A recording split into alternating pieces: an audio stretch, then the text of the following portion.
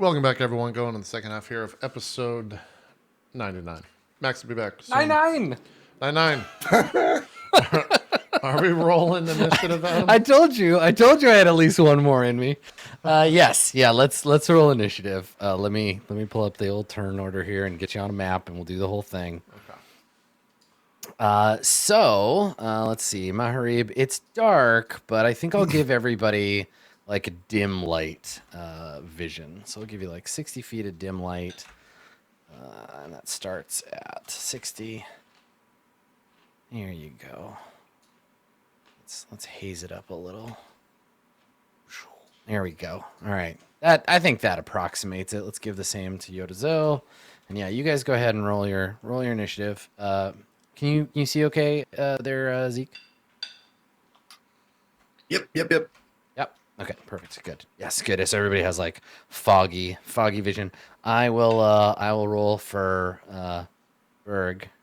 I guess I'm playing Berg now. Okay, everybody, let's fight these monsters. I'm gonna get them. All right, here we go. Okay, what the fuck's my initiative? How do I play Berg? Here we go. Hey. I got a 21. This is great. Man, you guys are only gonna win this fight because I'm so good at D&D. Exactly. All right. And then let me roll for these terrific creatures. Now, Ramus and Berg, yes, Adam, you recognize the sound of this shriek, this terrible shriek. Can you both make nature checks? Max, I got you a crit. I got you a crit for your birthday. I got you the best initiative in the world. You say Ramus and Berg? You're welcome. Yes, yeah. I need you guys to roll nature checks. Berg. I know everything. Okay, got an 18. All right. So Ramus, through the fog of exhaustion, something in you, like you're like, oh god, I recognize this sound, but you don't remember where from. And then Berg, you remember. I think the last time you heard this, you were on a train. You were on an ill-fated train on your way to the Citadel, and a terrible winged draconic creature tore into the side of the train car and started just like fucking shit up in there. And now there's 3 of them, and they are flying in an angry circle, and they're coming down towards you. So I will reveal them on yon token layer. You got to do this. I don't even have any rages. You'll be able to just make them out in the distance there. So yeah, they come down towards you, shrieking. And let me roll initiative for these little guys. Okay, all right. So you have lots of time to decide to run or to move. What are you doing? Berg, you are first. You've got Ramus in your arms. This is not a time to fight, but also how are we gonna outrun 3 fucking winged beasts? That is a fantastic question. I throw Ramus at them. Okay, all right, yeah. So you just like a shot. Ramus, get him! you just ball him up and you just fucking fastball special Ramus's limp corpse up into the air. All right, he ragdolls for like about 10 feet and then falls face down in the swamp. Well, honestly, like logically, based on what I know about them, we can't outrun them, especially not in our current condition. Yeah. So I guess we're fighting because there's nothing else to do. To eat you. Yep. Yeah, Berg probably mentions to Ramus, you're like, Ramus, do you remember these? The train. There's 3. You have to fight if you can. Don't worry, Berg. I got you. Told you I'd always be here for you. Oh. Won't let them hurt you. Berg like kind of like looks at him like, "Oh, you're fucked up." But he's like, "Sure." That touching emotional moment is contrasted with it's your turn, Berg. Now, it doesn't cost you an action to just drop Ramus in the mud, but if you want to set him down gently, that will require you use your action to gently put him down. I will gently put him down. Okay, you still have your bonus action. What would you like to do with it? Dodge. Yeah, I mean, you can take the dodge action. Totally. Yeah. I can't. And you have a move action, so you can still move. And as you move, you can draw your weapon if you want. Yeah, I mean, if there's any sort of cover, I mean, is Yoda behind a tree or something? No cover. There's at all? like little like scrubby things, but you just step on them. Those are bushes. I guess Yoda wouldn't be standing. Okay, well then, I mean, are they in the air or do they swooped down? Oh, they are up combat. They're up in the air. They're about like 50 feet above you. Does anyone have Dragon Rend as a shout? We shout these motherfuckers down. Just blast them out of the air. Yeah. This is one of the worst things that I hate about D&D is like aerial combat when you're me, up close and personal. Mm-hmm. Yep. Fucking sucks. Yeah. What are you playing at here, Adam? What are you playing at? You want us all just be dead on the live show? Is that the plan? All of us are just dead? I'm just trying to represent a. Is that the epiphany you had? Fantasy adventure can occur. Listen, man, have some fantasy adventure. What are you gonna do with your turn? Well, if they're in the air, I'm not going to move towards them because it doesn't make any fucking sense to. They're in the air. It's true. Yeah. So dodge action. You use your action, basically. So yeah, no, you put him down with your action. So he's standing, not just dumped in the earth. So you have a move and a bonus. So do you want to take out your weapon and light it up? Yeah. Okay. All right. Cool. Light it up. You draw your hammer, and Maharib, we see from your perspective, as you turn to look back at your friends, we see Berg putting Ramus down, and with a single motion, drawing the hammer off his back, and then bang, a white light erupts from it in a cold flame, and for a moment there's like this white sort of halo around Berg as he stands fast in the swamp. The Wyverns diving in for the attack. Yotazo, what are you doing? And you're saying I can see all three of them, yeah? I can see. You can see what you can see on the map. Yeah, they're Okay. limned in moonlight, and it's pretty it's fucking pretty dark out. But I see Berg light up his hammer, and then I kind of look. I look to Berg, and then I look to Maharib, and I say like, we're no match for these things. They're in the air. They're enormous. Maybe we should evade them.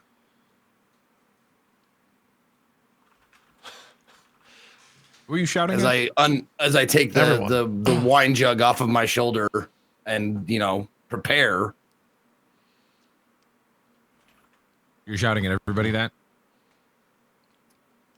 Yeah. And Berg responds back like shouting, basically. Evade where? Where do you run? We are not as fast.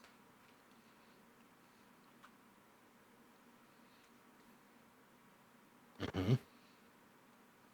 If it is my destiny to die with you, then die I shall, I suppose. All right. like, fuck it, fine. I got my jug. When you say that, Berg responds like, run away and you'll certainly die. He's got a point.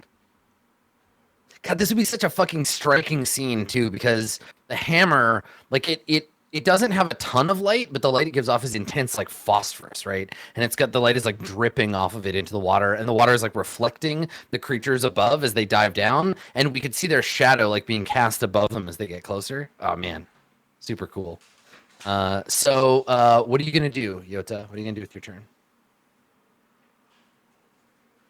I'm going to try and find something to put my back against and wait for them to get within range, because I can't I can't do much. Like, yeah. So you want to hold your action until they get within like striking range?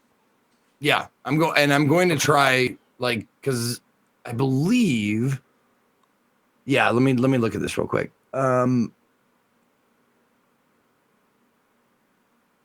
Yeah, my jump distance is doubled if I use Step of the Wind, so I'm gonna try and like bounce off of something and grab one of those fuckers and ride it to the ground.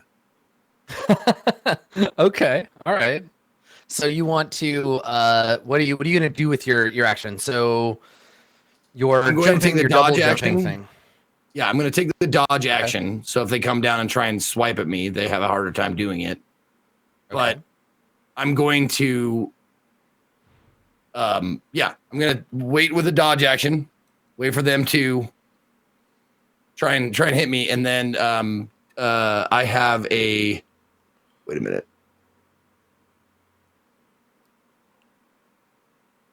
I'm looking at the redirect, whatever, for a reaction, but it says I can redirect like a blow to hit something if it attacks me, but hit another opponent. Yeah, if you have two of them attacking you. Okay, cool. Yeah, then I'm just getting ready, and I'm grabbing, like, I've got like the wine jug in like one hand, and like I'm got some like rope in my trunk. Okay. And I'm gonna fucking have a rodeo, bitch. That's why I'm ready. So it's the dodge action, so that when that first strike comes in, you're better at avoiding it. Okay, so they'll have disadvantage on attacking you, and then and then we'll deal with the rest when you get there.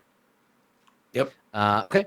I mean, everything inside me says like get under the brush so they can't like see you like somehow, but they're standing and fighting. I'm standing and fighting. Let me lay it up there. So there's Berg. Berg is providing light for everyone as these creatures come tearing down. Right. Okay. All right. So your action is the dodge action. Are you doing anything with your bonus action? Most of your bonus stuff is responses to other things, right? Yes, it is. A step of the wind is a bonus action. Okay. Yota Zo, what are you doing? Maharib, you mean? Yeah. Sorry, Yota's done.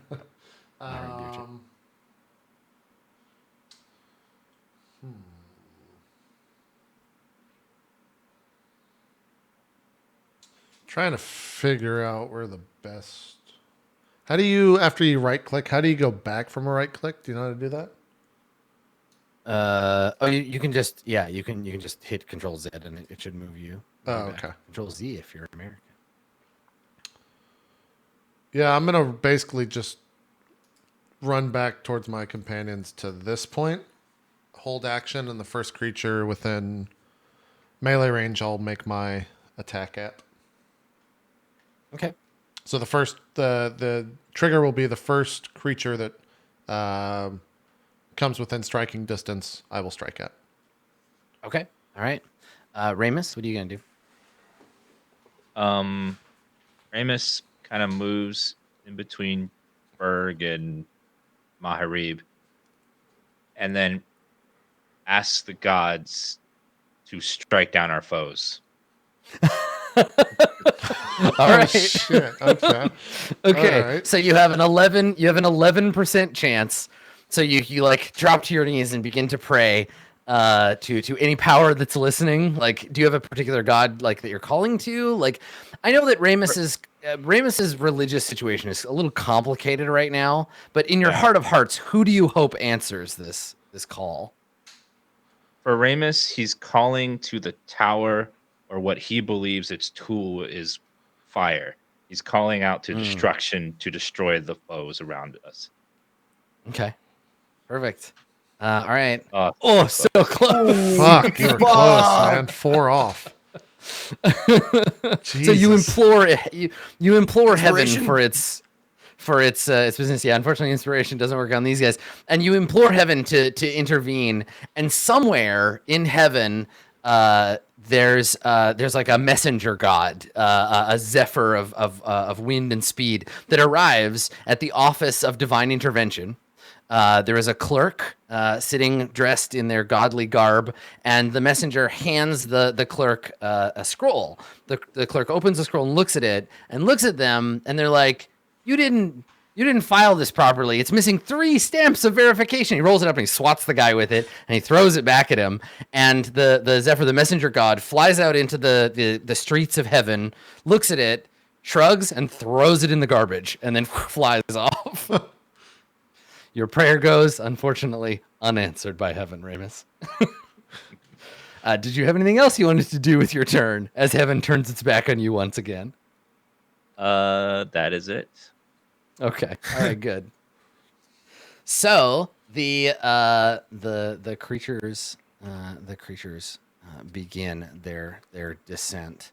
So I think they take the most direct path. So let's start with this one. Yota, you're dodging. Maharib, though, you have an attack to trigger. Now, I forget with triggered attacks. Is that my entire attack, so 3 attacks, or is it just a single one? Normally, it is just a single one, but I prefer if you hold your whole attack action, you can use all of them. That's how we've been doing it from the beginning. Sure. So go ahead and that's how we've 3 been doing attacks. All right. Now you don't get a bonus action. Don't get any I don't get any contingent stuff. superiority dice or anything. It's just the 3 flat attacks, right? You can use your superiority dice if they are contingent on making the attack action and do not require a bonus action. Okay. But you get your full complement. Cool. All right. Here is attack 118. That is a hit. All right. We'll roll the. Now let me just make sure there's nothing I can do before I roll damage. Mm-hmm. Sorry, I'm talking Do really that far away from my damage. mic. That's okay.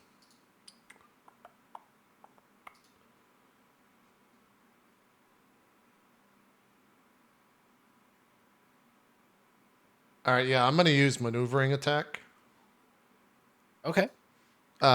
We've practiced this before with Yota, so once again, after the strike, I'll turn my blade flat and tell him to jump up on it so he can rodeo this thing as he was trying to do beforehand. But damage now, how do you? I want to know how you like signal to me that that's what's happening. I just scream your name at the maximum volume. Oh, okay, that's fine. Yeah. No subtlety. No. I got it. No, there's no subtlety to Maharib. He just screams Yota and like turns his blade. Let me also roll the d10 for damage. So 15 total. Okay. Second attack, 18 again for 13. What the fuck is this? It's the same creature, so I'm not going to do anything else. 13 damage. Third attack, 21 for 14 damage. Nice. Okay. And Yota, you were the chosen maneuverer here. Do you want to move half your speed without provoking opportunity attacks? Yeah, if that means like because I want to like jump off like the blade, like he said, or whatever he's provided, and jump on them. Is that something I can do? Not just by moving. You would have to use your your action, right? Because it's a grapple basically to jump on its right. Yeah. Okay. Well, then I will do that and jump off of it and try and get to like you said half my movement. Yep. Okay. I will maneuver myself like around or over or whatever to this side of it. So like how low in the sky is it? It's basically like just above you, like maybe 5 feet up and like diagonally coming down on you. Okay. So you can't run under it, but you can run around to like there, basically. Okay, cool. You've got 20 feet, right? Is half your move? 25 is half. 25. Yeah. Okay. So you can go there. Perfect. Okay. Great. Yep. All right. Cool. So now that Wyvern strikes.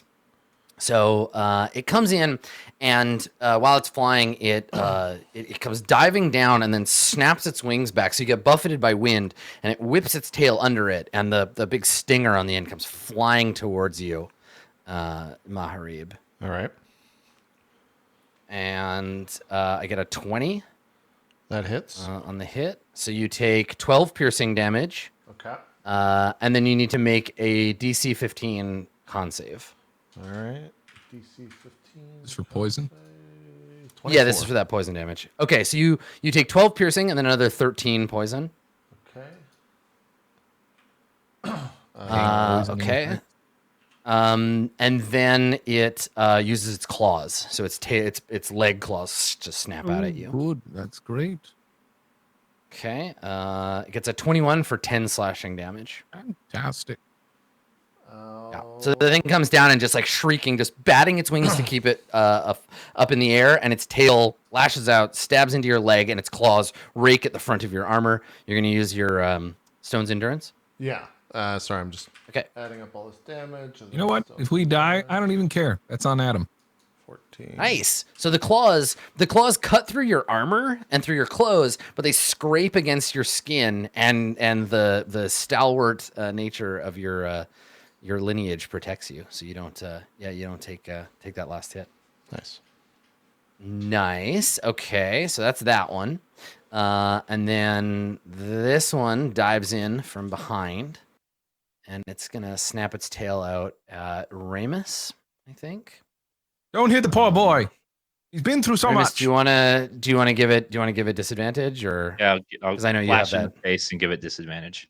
Okay, so it comes flying in, and then there's that lightning flash, and disadvantage on this roll. It's an 8, so it misses you. Nice. And screeches and lunges for you with its claws, and misses as well. So you've blinded the wyvern. So it comes in, you flash it, it closes its eyes and like screeches and shakes its head. It's beating its wings and kind of just flailing in the air trying to get you, but you've blinded it, so it doesn't hit. You may have blinded the beast, but it can still smell you or hear you, whatever he says. And then the third wyvern dives in and does the same for Berg. So here comes the stinger on Berg. Oh, baby. It's a good thing it doesn't have advantage. All right. So it misses you. So you bounce it off of your shield. The tail slashes across it, cutting into the shield surface, but not hurting you. And then it goes in with its claws and gets an 18, which is a hit, and you take 18 slashing damage.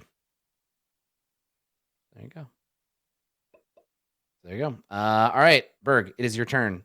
There are these like enormous fucking winged snake things just slashing away at the group of you. You're all pushed together. Yodazo is around the other side, standing in the water, and your hammer is casting a brilliant hard contrast shadow on everything.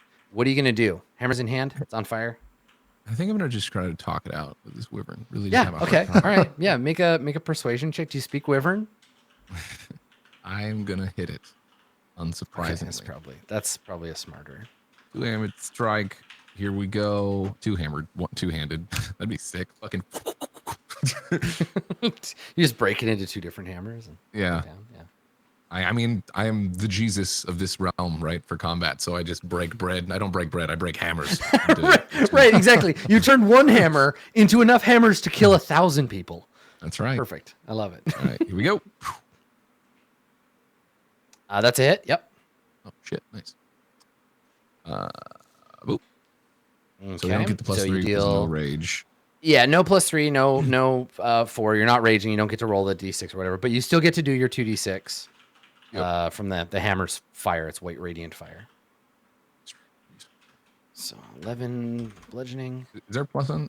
It's just d6. Just 2d6. It's lit. Cool. Yeah, so you just slash our 2d6. Not the greatest. Okay, another rolls. 5. Okay, you got another attack. Yeah. An attack. Great. Awesome. That is a hit. Yep, these things are not. They're not very well armored. Okay, good. Okay. Well, that makes me feel a little better. Little. Okay, so yeah, actually that 2d6 is already. I forgot we already added that in. So you're just looking at 8 + 9 on that hit. So 17. Okay. Yeah, I mean these things they're big, but they probably have hollow bones, and they're more like birds than you think because they need to be able to fly. So they're pretty fragile. They don't have a lot of heavy armor. It's easy to hit them. So you crash your weapon into the side of the creature. I think that it falls in the mud and like kicks mud up in the air. Its tail whipping back and forth, and then it rights itself, flicks the mud off its wings, and like shrieks at you. Do you want to do anything with your like bonus action? I think most of your stuff is like predicated on being enraged, right? Yeah. Yeah. Okay. I don't really think there's anything else for me to do. I move. Yeah, it doesn't make sense. Yeah, I think you're fine. Yota Zo, it is your turn. Your dodge ends. What would you like to do? Okay. I just have so many like different things I could do. I'm just wondering like what exactly is okay. So hold on. Step of the Wind is a bonus action, which doubles my jump. So that means Stunning Strike is not bonus. Flurry of Blows is not bonus. Patient Defense is. Step of the Wind is. Okay. So I'm going to like try and get like up on top of the wyvern or wyvern, whatever. I've always said wyvern, but get on top of it. It's a wyvern now. And jump and try and like bash it over the head with my wine jug and try and stun it and get it down. Oh, okay. All right. So the jumping up part and the swinging is like mostly flavor. Because you can just do that as part of your move. So you like leap up in the air, spinning the jug over your head, throwing swamp water in a shining arc, and you bring the jug down on the back of its head. Go ahead and make your attack roll. Okay. Okay. 16. Yeah, you hit it. Okay. So one hit there, and then I do stunning strike, which takes one key point. Yeah, do your damage. Do your damage first. Oh, damage first. Right. Yep. There we go. 8 damage. So 8 bludgeoning. Yeah. And then stunning strike for a key. Stunning strike for a key point. And then he has to roll higher than a 15 Constitution save. He gets a 18. Okay. And then I take my second attack. Okay. 15. Nice. Another hit. Yep. Okay. I will try and stun him again. Okay. So roll damage first. Oh, sorry. 7. Okay. All right. So you take 7, and then another. So you spend another key point. That con save. He gets 15. Yeah. So you're just like one arm around the thing's wing. It's flapping, trying to knock you off, and you're just bashing it in the back of the head over and over with this big clay jug. Like, fucking just die. And it's just like flopping around. It's very Monster Hunter. This whole fight, like, I'm envisioning it animated exactly like that. Just people jumping off rocks with banging on them with your bagpipes. Okay. And then I can do I can do flurry of blows now, right? I believe I can. I think so. I think it's after. I can do it after attack action. Yeah. One more key after the attack action to make 2 unarmed strikes. Yep. Do it. So this is like a kick and a punch and a trunk slap and like. Yep, exactly. That's a fail. Nope. That's a big miss. Okay.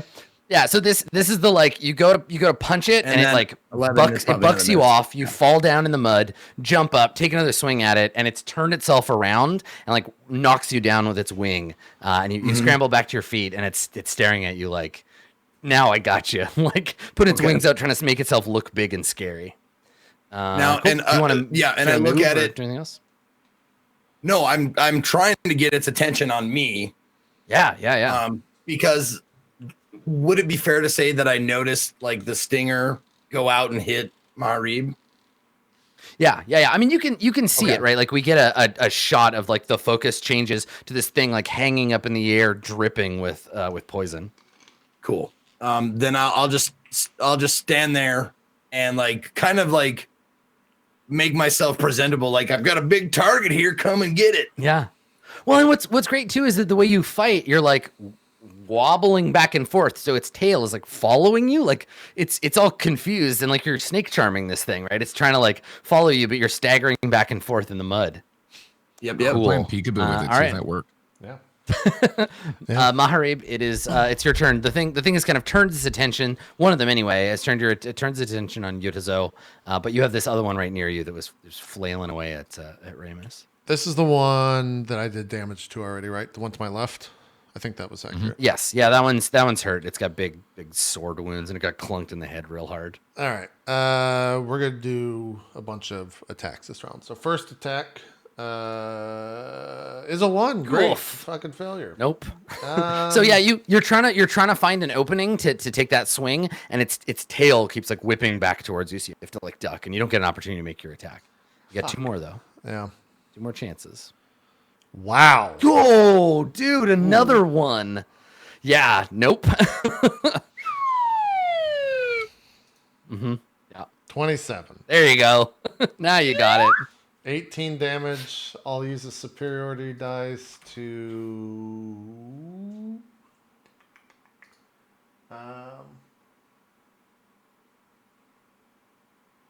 To just do a precision attack? Actually, I'll do a trip attack. Fuck it. Can I trip these things? Okay. Is that something that could be done? Yeah. It just means that it would have to right itself before it jumps up in the air to fly. Okay. All right. And then, yeah, you just make it. Okay. 22. So it just takes the extra damage. Yeah, which is D10. Let me just roll that real quick. So 10 damage. So 28. There you go. Nice. And then, Yeah, so you take a swing, you hit the side of one of its legs, and it yelps in pain, turns sideways, and like leaps up in the air and like flaps its wings so that it doesn't fall. But it's definitely now got its attention divided between the two of you. 1 second. I gotta look at something.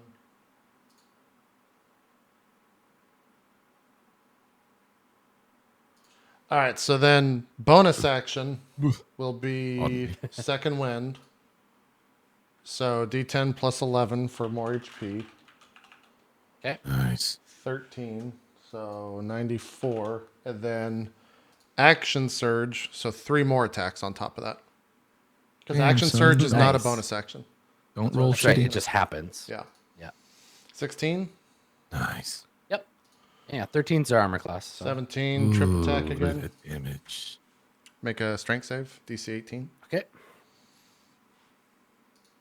Or 17, sorry. Okay. Nope. So it falls. Yeah, you hack at its leg and drag it down to the ground, and it falls in the mud, screaming and kicking.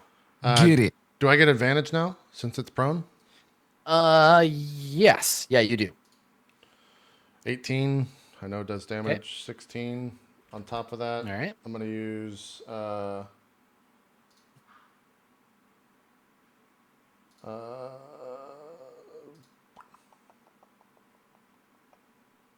I'm just going to do precision attack. So just flat D10. Okay. 6, so 22. All right. So, God, this is so cool. So you like hack at the thing. It turns around, whipping its tail out. You dodge the tail, slash it in the leg, and it starts to fly off. You grab it by the tail and yank it into the mud, and then just hack into its neck.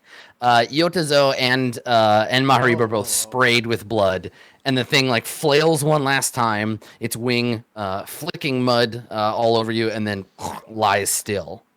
The other two shriek in rage or anger, or just like they see the third of them die, and they go into a frenzy. Good. Does he die with just... Anything else you want to do? Mahari? I still have one that attack. was like their brother or sister or something. I still have one more attack. Yeah, you have one. But you precision got one more. attack doesn't actually do damage, so if I can just change that, it just adds to hit. It's not to the damage. Yeah, go ahead and make that hit again. I assume they all did damage, but yeah, go ahead and make this third attack, and if you hit, it's dead. Otherwise, it's not quite finished. Okay, yeah, we'll just handle it that way. 14. Yeah. Okay. Or 16. So that 14 advantage. becomes a 20. Oh right. Okay. Yeah, or 17 more. and then the 17. There you go. Yeah. So you just like hack into it in the mud, big arc of blood, and the thing flails a few more times and then goes still. Yeah. I just kind of Literally just ruined. went straight up video game like, yeah. That's perfect. Like, Yeah. Yeah, you omni slash it. Ramus, it's your turn. Ramus is channeling a spell. His eyes turn solid black, and then he looks at the wyvern and opens his mouth, and black sludge comes flying out of his mouth all over the creature, Awesome. covering it with from harm. So he just was covered in this black phlegm. Terrifying. Yeah, Ramus just darkness, just necromantic fucking sludge gushes out of his mouth. That is horrible. It's a Constitution save. What's the DC? Like 18? 18. He gets a 4. All right, just go ahead and roll 14d6 for me there. Oh boy. 46 damage. Holy shit! All right, cool. You deal it 46 necrotic damage. The horrific black vomit pours all over the creature. Its flesh drooping and withering under the nauseating onslaught. Nice. And that's the end of my turn. drooping and wyverning. They just sound like you know what, wither- Max. You know what? It's fine. Oh God, You just keep, Max, what have you done? Just keep making Max, jokes. stop talking. Max. Just go ahead and I stand by what I said. Yeah. Still true. Okay. All right. So let's see. Where the fuck was this guy? He was there. Okay. So Berg, the one that is fighting you, he is going to Cry. He's gonna make a claw attack because he's in range of the claw attack. So he's gonna start on you with that. He misses. Oh, misses. Then he's going to fly. He's gonna fly up 10 feet. So he's that. out of his. You get an attack of opportunity. You can make an attack of opportunity. Okay. So he beats his wings once, lifts himself out of range of his claws, so he can't claw you anymore. But his tail is very long, so he's gonna try to snap the tail out at you. But you get an attack of opportunity on him as he lifts off the ground. Ooh. Yeah, you hit. Yeah, go ahead and roll damage. Yeah, boy. Shitty damage. Okay, so you deal him 9. Let me throw a little wingling thing on him here so we know he's flying. Okay, and now he is out of range of your hammer, and he swings the tail in to try to stinger you with it. What a penis. Wow.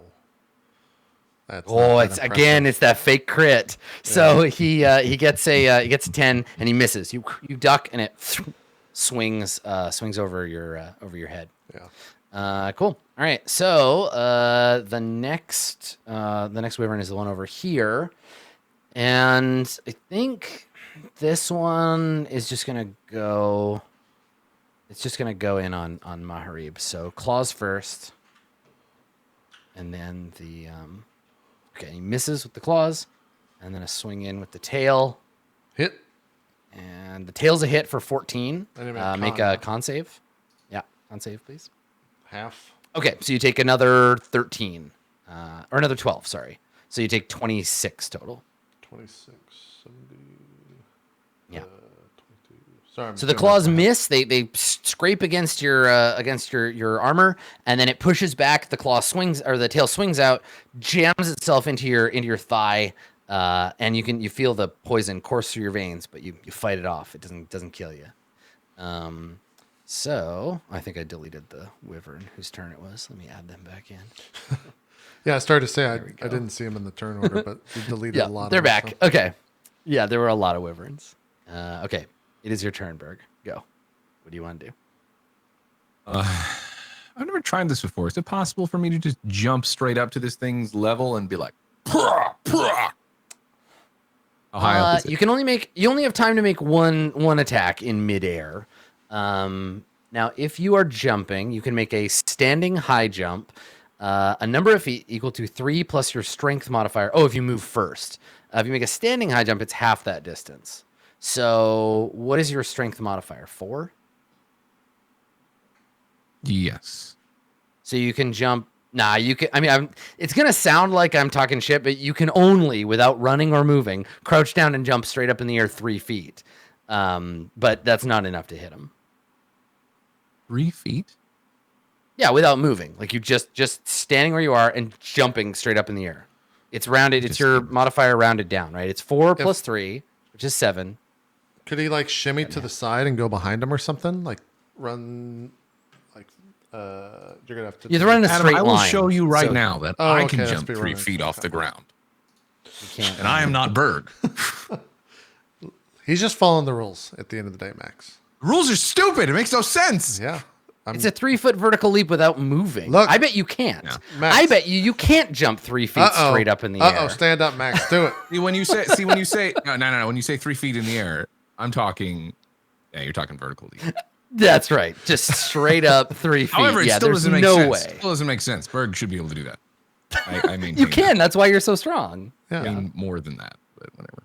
Look, Max, you were on D&D's show. All right, you had your chance. You could have told them that Berg should be able to jump more than 3 feet, but you missed it. I used to be able to dunk, Adam. Okay. No, dude, if you could run, if you move 10 feet first, then you can, you could do the whole thing. You jump 7. You have a 7-foot vertical leap if you run first. But standing straight up, like just crouching and jumping, it still wouldn't help though, right? Because this thing's way high. He's 10 feet above you. Yeah, you can't reach him. Yeah, it's not. You can't jump up and take the attack in the same. I mean, I guess I'll just move over to this other one and hit him. Because that negates reach. right? The hammer is not a reach weapon. It's just things exist in 5-foot boxes. Yeah. Then I shall go hit the other one. That doesn't incur an attack of opportunity for them, right? Technically, because they're up in the air. Wyvern. If you're within 10 feet of them, they can swing the tail at you if you move out of their threatened range. But their threat range is quite big, right? So if he moves like right here, he's good. Next to Ramus. Yes, because you're still within the threat range of the tail. Yeah. I'm okay there. Yep. Yeah. Cool. Then I'll go there and smack the other Wyvern. Move myself there. Okay. Smack Yeah. the Wyvern. Yeah. You're still within threat range of the Wyvern, of both of them, and you move back and go after the one that's fighting Ramus. Yep. Okay. Great. That's a miss. Okay. You got another one. Yeah, that's a hit. There you go. For 20 damage. Nice. All right. Big white arc of light. Hammer comes around, smashes into the side of the thing. Yotazo, it is your turn. You're currently not threatened by any of them. The one you're fighting is dead. Yep. Now, Yota, you've got magic jumping power, right? You've got your karate jump shit. You're currently in the threat range of this one's tail. But if you wanted to run up and jump on it, you could certainly try and like grab. That's what I'm gonna do. Jump. Or just like stunning strike it. What's that? That's what I'm gonna do. I'm gonna try and jump on it, put my full weight on top of it, bring it to the ground, or if it can carry me, I'm just gonna fucking keep bashing on it while it's flying. Like I want to get on top of it and bring it down, or yes, you would like to mount. Yeah. You would like to mount the Wyvern. That is the first step. Exactly. Right. Exactly. Okay. So what is your vertical like leap look like? Well, okay. I looked up jumping. Yeah, and it says you do.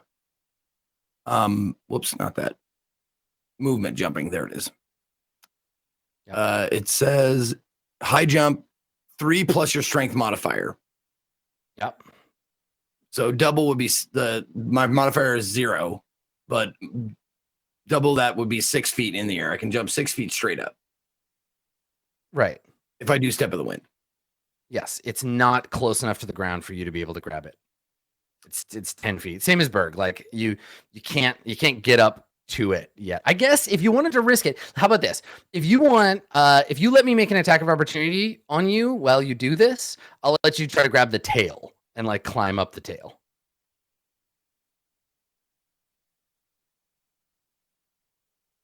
You can't get safely to its. You can't get safely to its body, but if you, I'll let you try to grab the pointy end if you're willing to let me make an attack of opportunity on you as you do it.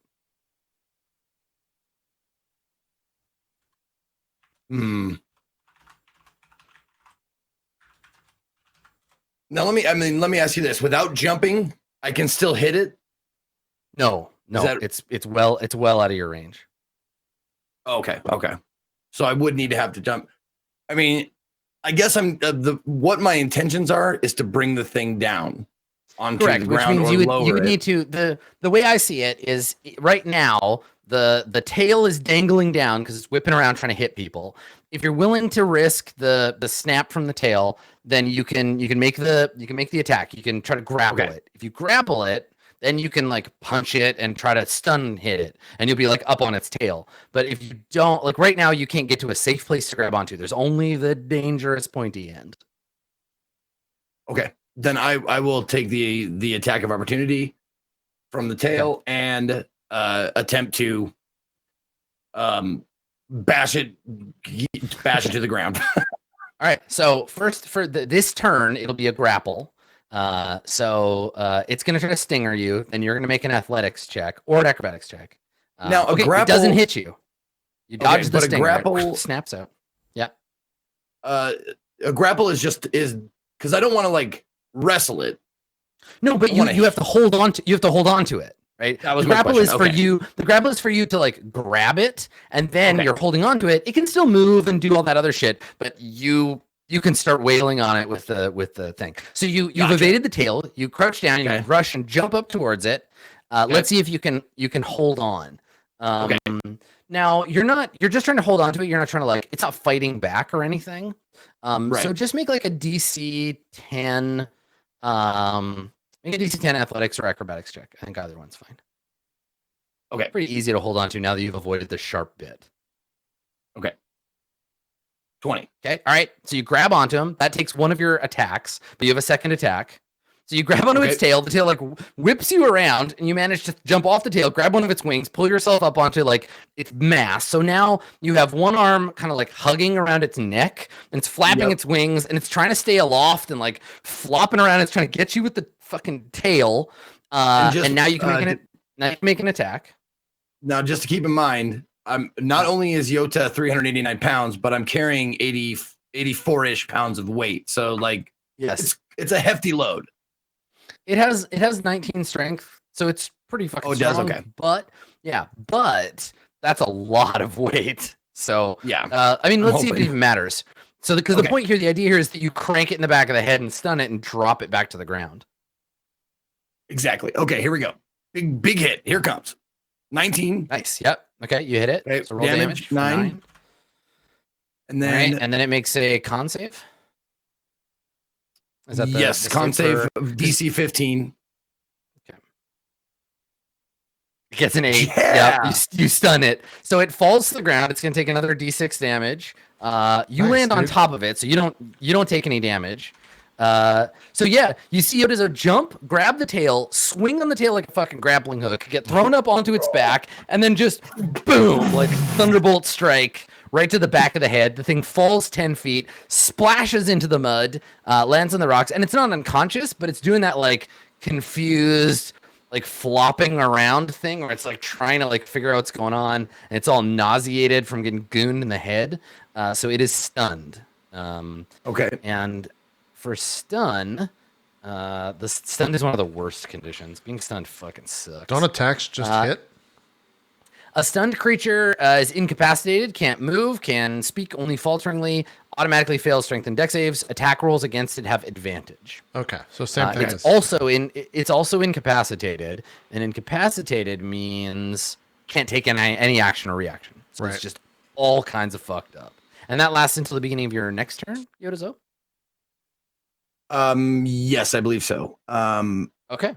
Let's see. Sunny strike. When you hit spin one point, the target must cease contact will be stunned until the end of your next turn. Yep.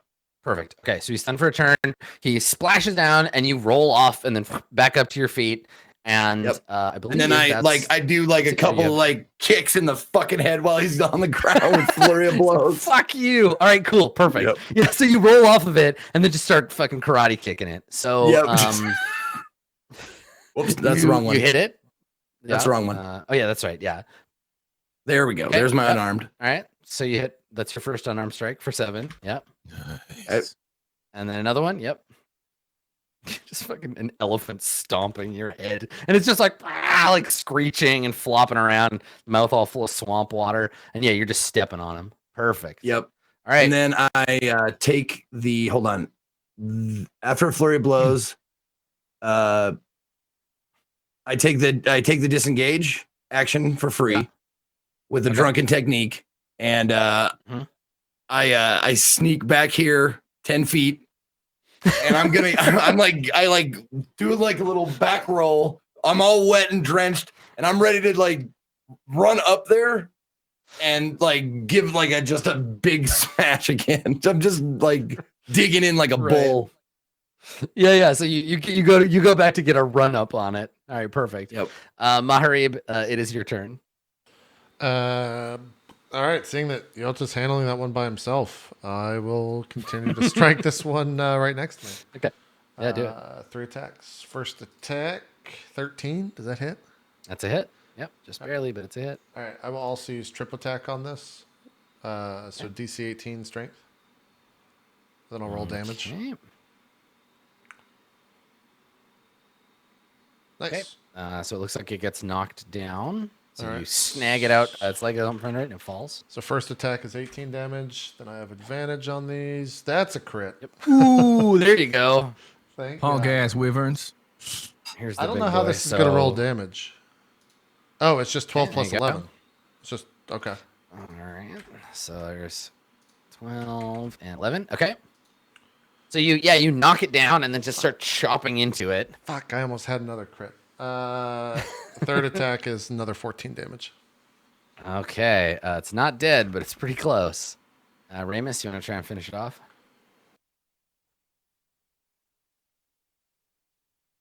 You are muted, sir. I'll cast Toll the Dead on it. I love the cantrip. I love the cantrip jump at the beginning of that arc. Like 27 damage isn't going to seem like much later, but like right now it's just like, oh, God, the cantrips are good again. All right, so wisdom save for the Wyvern. It gets a 7. Oh yeah, just so dead. Just incredibly dead. And unlike all of the other, like, you know, blood spraying, jumping around, smashing shit, whatever, this one, Ramus, you just like hold your hand out like, time's up, buddy. And we hear the peal of the bell, and the Wyvern just kind of like stops. Its eyes roll back in its head, and it just stops trying to get up. Just falls down. Dead as hell. Your time has come, beast. Yep. Cool. Do you want to move? You want to do anything else? I'll stay where I am. That's it. Let's make armor out of their skin and shit like it's Monster Hunter.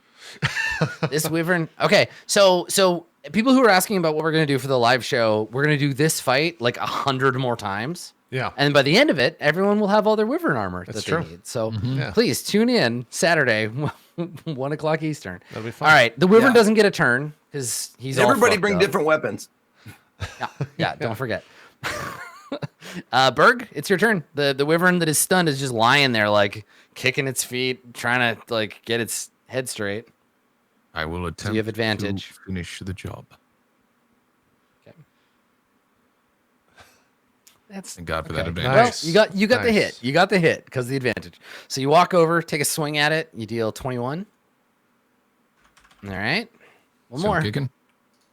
Oh yeah. Yep. Yeah, not anymore. Die, you son totally of a dead. bitch.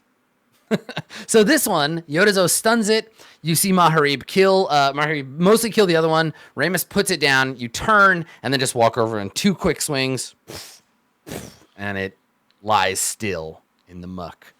Yeah. fight Like is while over. you get over there to do that, like you see Yota like getting ready, like running at it, and then like going and, like sliding in the fucking muck, and just stops and goes, just looks at the thing and looks at you and goes, I was going to do that.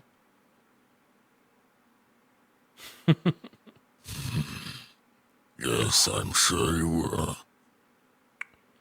Good fight. Indeed. Berg I again must just goes, say, Berg, like as he's about to talk again. Like an extra, like, you stupid motherfucker. I must say that I was wrong to doubt you. I thought the wiser choice would be to evade them, but seems I am in the presence of powers I have not gauged correctly. So, I apologize. It went well this time. Could have gone bad. Had to fight.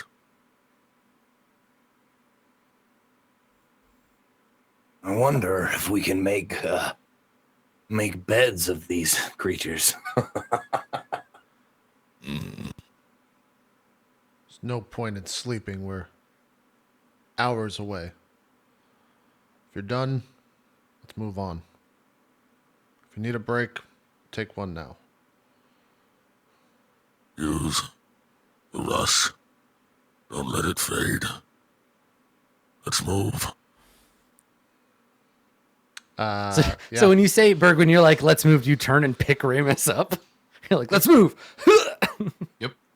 Yeah. Okay, perfect. Because Berg's like, we're all still amped up, you know, because we just fought. So it's in Berg's mind, it's totally. like, let's use that. Yep. Yeah, you pick him up and head off.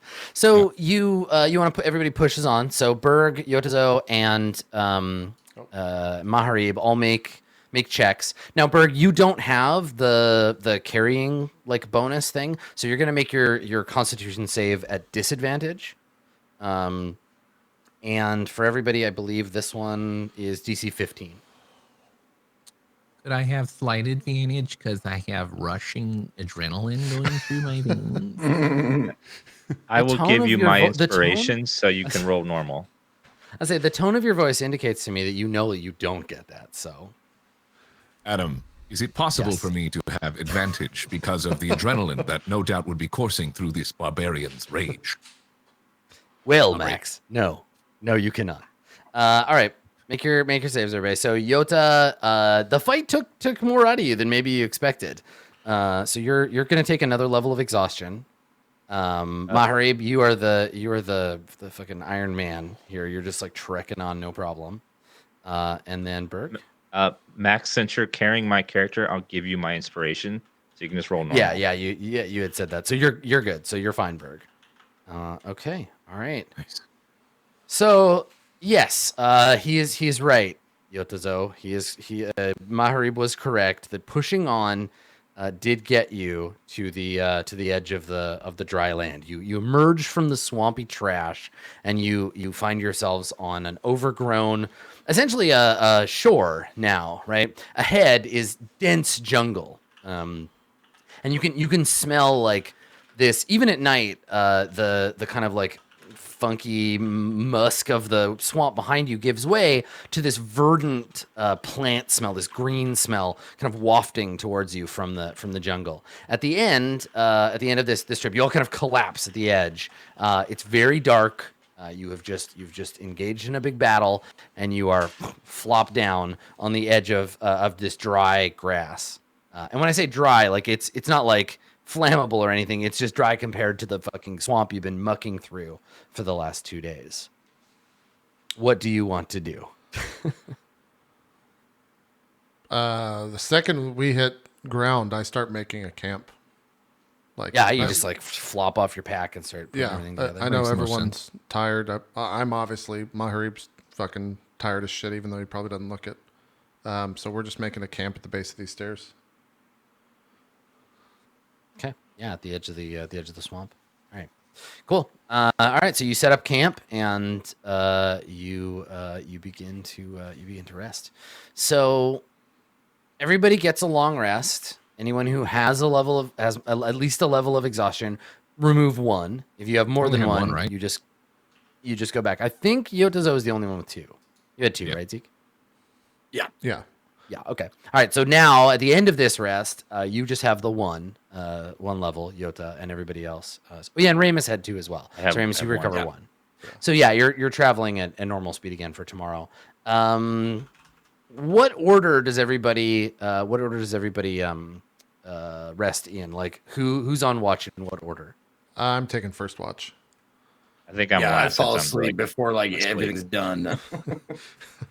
Yeah, I think by the time I get the campfire started, I realized that Yota's passed out, Ramus is passed out, and Berg's probably still up. Would you say that's fair, Max? Yeah, you could say Berg made sure that Ramus was good before passing out himself. So if you catch him in that in between kind of period. Yeah. Okay. So I stay up first, and Berg is still there. Yeah, also, it happened. The exhaustion just hit, so I'm sitting. One moment I'm sitting cross-legged, and the next I'm just slumped cross-legged like this, just snoring loudly.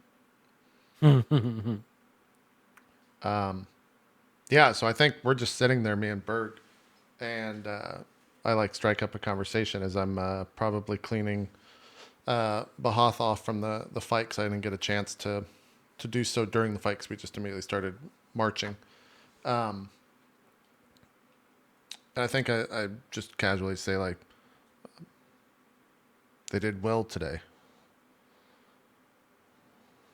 Yes, they did. It was a good thing, too. We needed that. Sometimes when you push others to their extent, they find something within themselves. I think that was true for Yota today. Yes. I am glad. He did not try to run like a fool.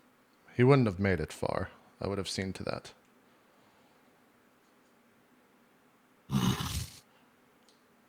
Berg, I've been meaning to ask you something.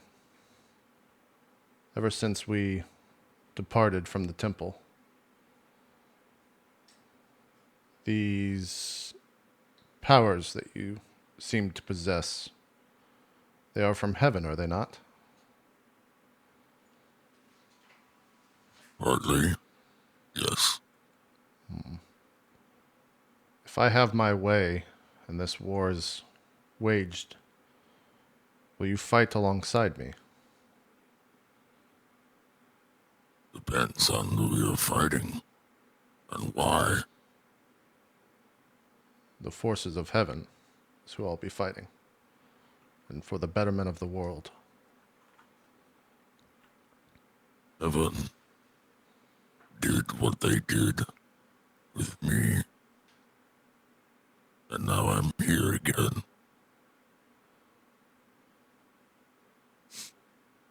I fight who I think needs to die if they are wrong, wicked, like tomorrow. If heaven proves to be wrong and wicked, then I will fight them too. Powers be damned. You were a slave, were you not? At one point in your life? Yes. Could it not be said that you were a slave because heaven wanted you to be? That you were set on this path because they deemed it so? Or like pauses long and hard just to kind of like contemplate what he's thinking or what he's saying. I think he Maybe. said. Okay, you say maybe, and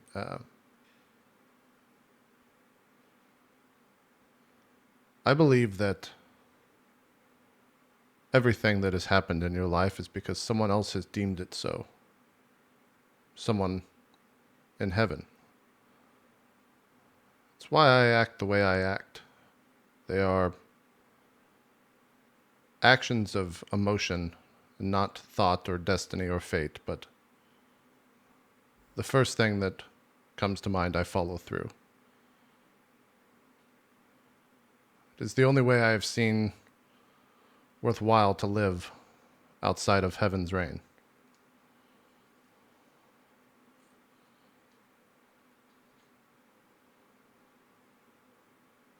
Whether or not I am here because someone willed it to doesn't matter. What's important is I am here.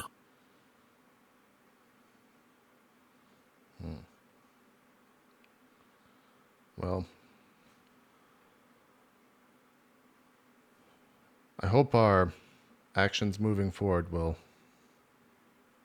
change your mind on the matter, because I will not falter, and that war will be had one way or the other. It is my sole reason for being here, so consider it, or else we may be on opposing sides of the battlefield.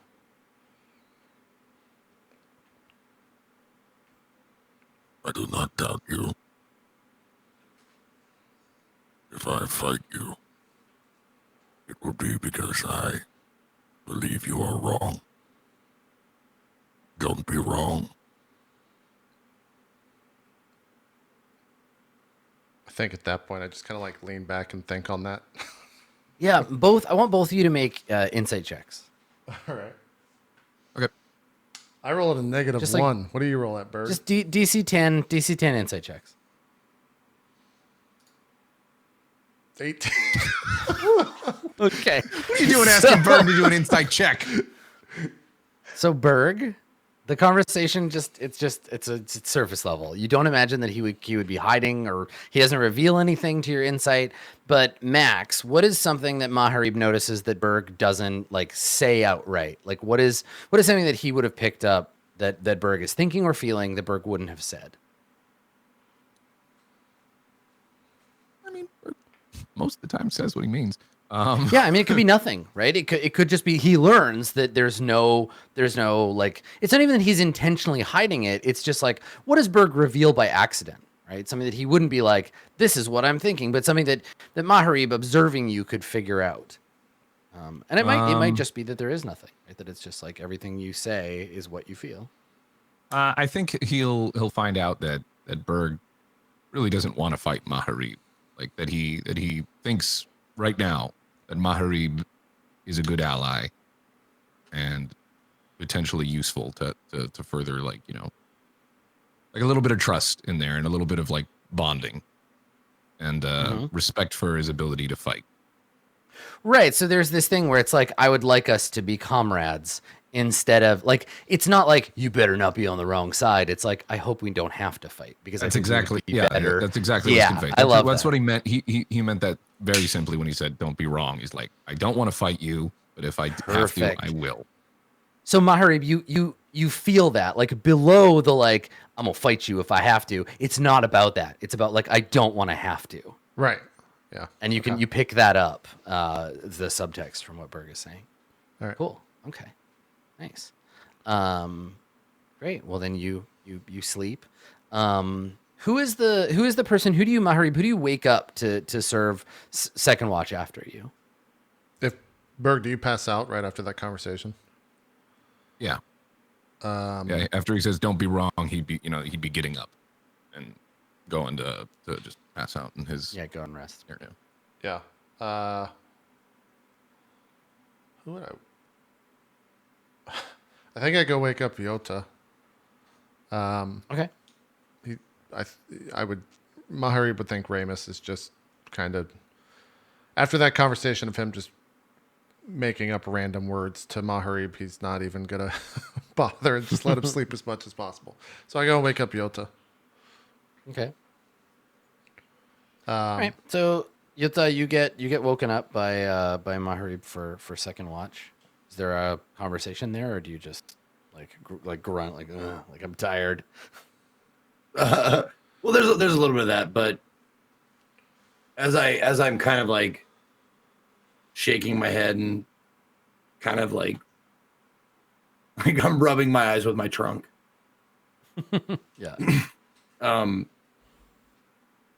I sit like, get up and I like get on, like sit on my knees, like, and I look at Maharib.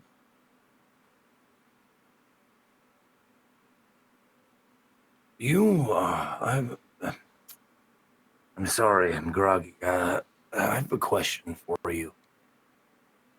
Since you are no longer under any sort of contract,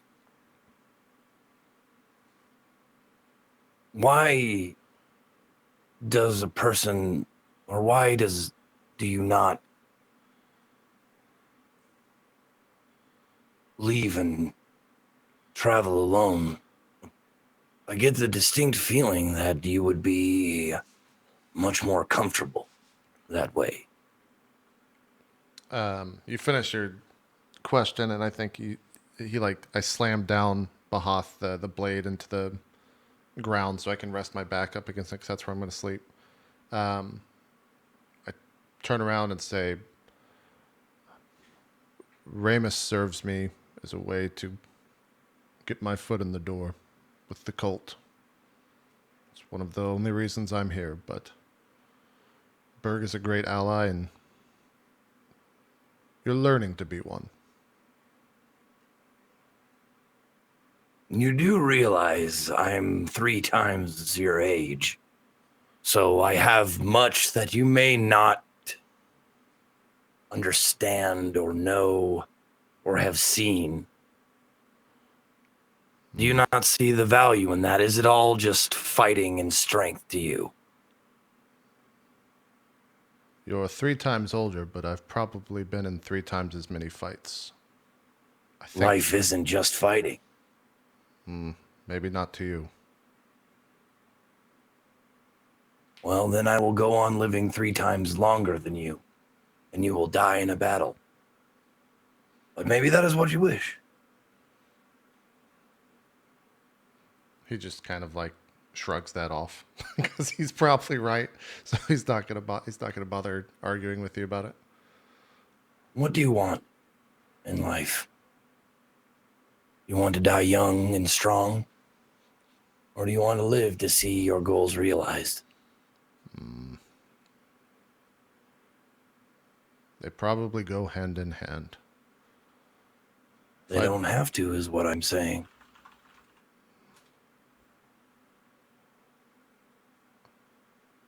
I was given this blade and this task because they believed I could right a wrong that was done many, many years ago. That's why I'm here. If I fail and die, there will be another one until it is finally achieved and MX fights alongside the giants once again. So your desires are not your own then. You have no want of anything of your own, and your path is chosen by your elders or your tribe. So you live for them, not yourself. Is that right? Absolutely. To see their goals, to meet them, speaks volumes for who I am as a creature on this plane. Nothing else would give me more pride than to fulfill what they set me on many years ago.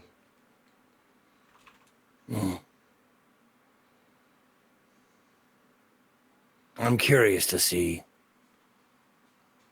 how this turns out for you. I've always wondered what it would be like to live out my days as a blacksmith's hammer or a fisherman's net. I cannot imagine that. Seems boring, if I'm honest. That is what you are, is what I'm saying. You're a tool to be used. I would agree to that.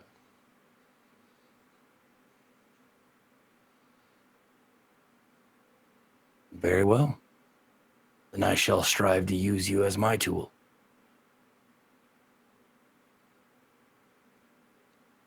I think at that point, like, I just lean my head back and pass out. You're like, fuck it.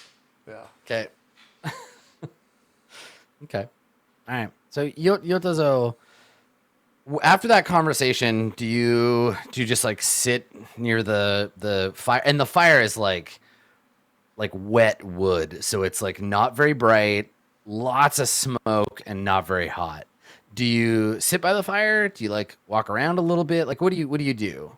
You just have this conversation, and then Maharib's like, "I'm out. Fuck you."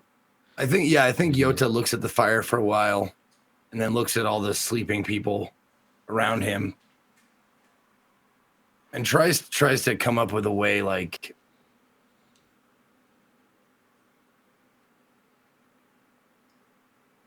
I guess trying to like figure out a way to get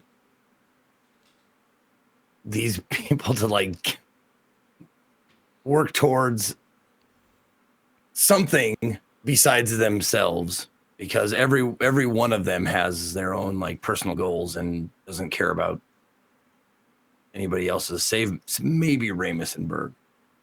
I was going to say, I take offense to that. Yeah. So you kind of just like you look at them and you're like, how do I crack these like weirdos? How do we get them like focused on the greater goal, right? And so what is that for you? Like, does that remind you at all of like your own instruction? Like, do you think back to like learning your own path and like how you got here? Like, how did people inspire you to like, because you were kind of a shit, right? You're basically like, no way, mom and dad, I'm gonna go learn my own karate. Like, do you remember your own rebellious youth and like how people tried to get you to go in that direction? Yeah.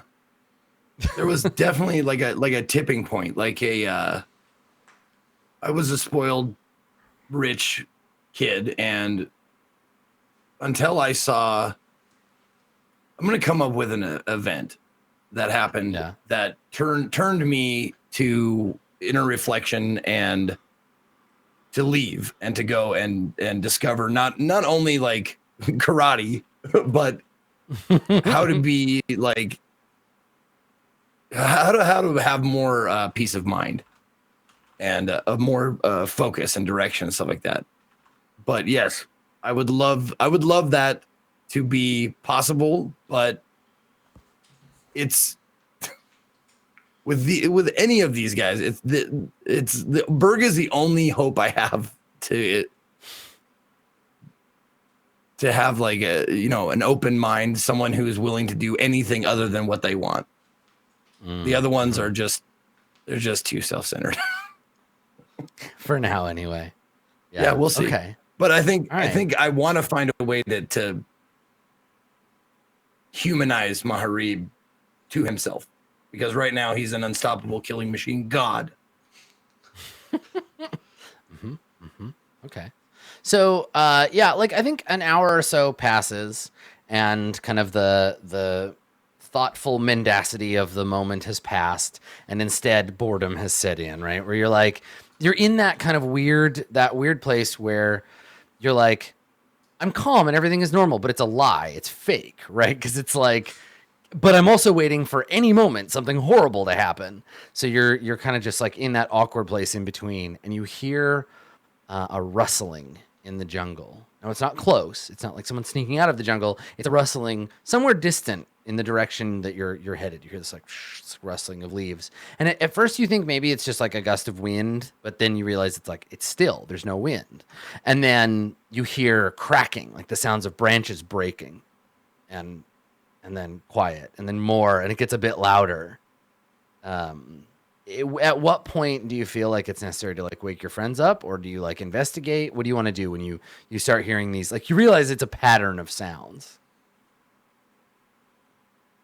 Do I smell anything? I know that's a weird thing to say, but it's my best sense. Yeah, make a perception check. Okay. 15. A faint smell of just a tiny whiff of rotten meat. Just the, does it smell anything like the dead things we faced already? No. This is like like the breath of a carnivore, right? Like, this is like sticking your face in a lion's mouth and taking a big whiff, like dead meat stuck in sharp teeth. Just this faint like stink on the air. Okay. And the sound, we'll describe the sounds again. They're rhythmic. Branches, not rhythmic necessarily, but like it happening deliberate. Occasionally, right? It wasn't just once. So like the cracking of branches, the cracking of wood, the sound of like trees being rustled together. Okay. Yeah. Then I mean, it probably. I mean, does it sound like a group of animals or people or a group of something? You make a nature check. Would I say that?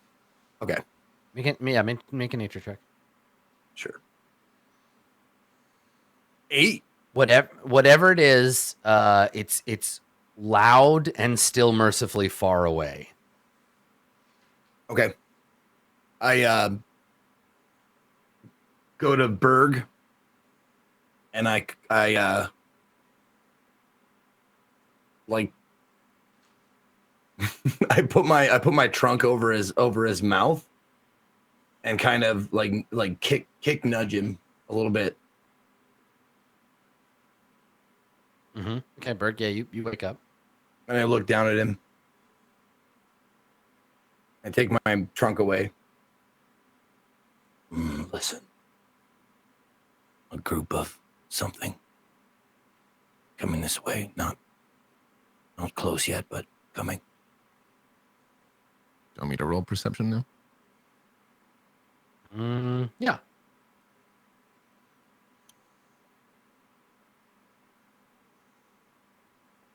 Okay. Yeah, same thing. You don't get much more. You hear the cracking of branches, but like it's loud and it's far away, right? So it can't possibly just be branches. Like this is the sound of like tree trunks being snapped at a great distance. Like you can hear you're hearing this sound echoing off the clouds above you. Right, so it's happening somewhere far away and being carried to you. So it's like tree trunks breaking and like trees being jostled back and forth. Did we get a full rest? You're getting there, but it's far away. It's like it'd be a lot louder if it were close. Like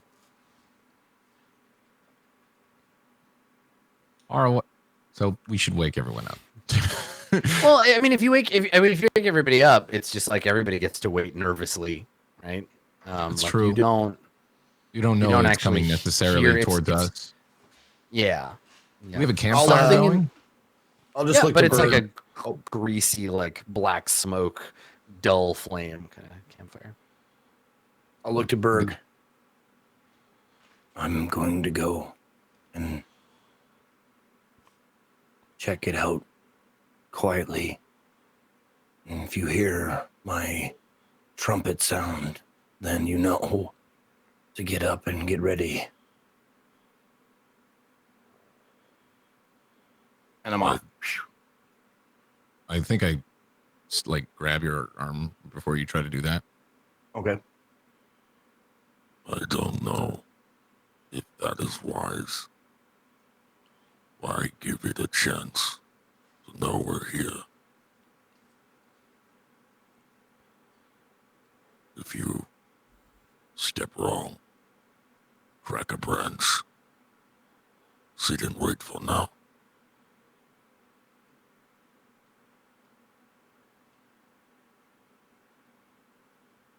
All right. I will.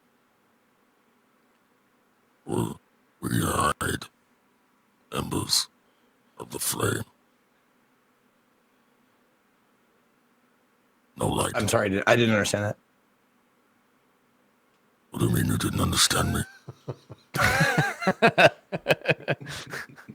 Don't you know what Yeah, those I heard words embers mean? of the flame, but what did you say before that? It's just this really sick rock group that I know. Yeah. No. Berg said we hide the embers of the flame. We hide the embers of the flame? Yeah, like don't hide the campfire. We're blocking like vision. Oh my We're god! kinda- I thought the embers of the flame were like part of that group. The embers of Imix is the name of the sick band. I thought that's what We Berg will was hide saying. the embers of the flame. Yeah, you can't hide them. They will burn through all of that with your tongues. Yeah, exactly. Yeah. Okay. So you understand my confusion. Embers of Mimics, Embers of the Flame. I was like, is Berg fucking this up or am I not getting it? That's their sub band. That's the one that kind of Okay. tags along with them. Yeah. Okay. So I start like putting out like kicking like dirt on the fire. Okay. Yep, you do. And I just kind of wait for Berg to tell me like what he thinks is best.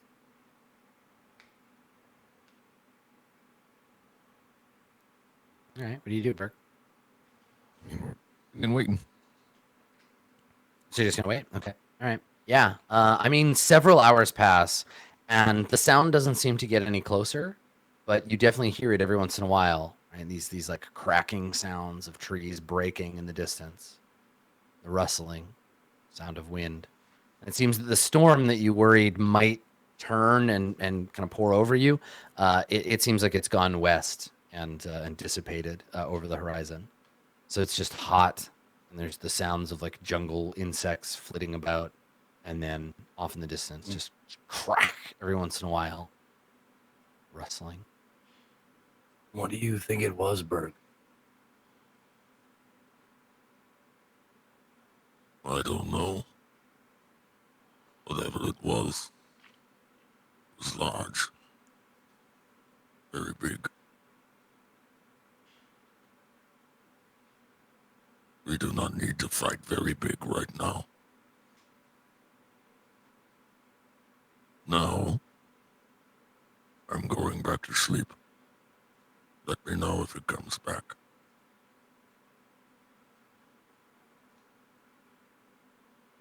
Sleep well. And Berg just like shuffles off and All right. The night passes.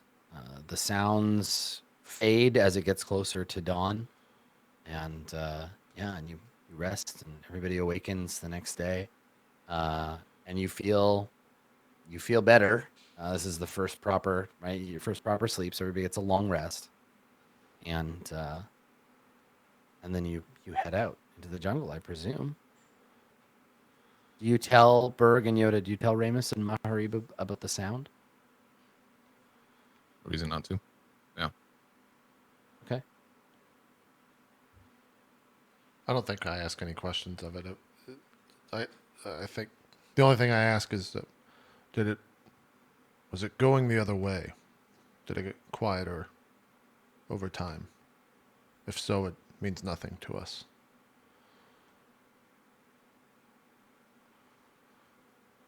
Yes, I believe it did.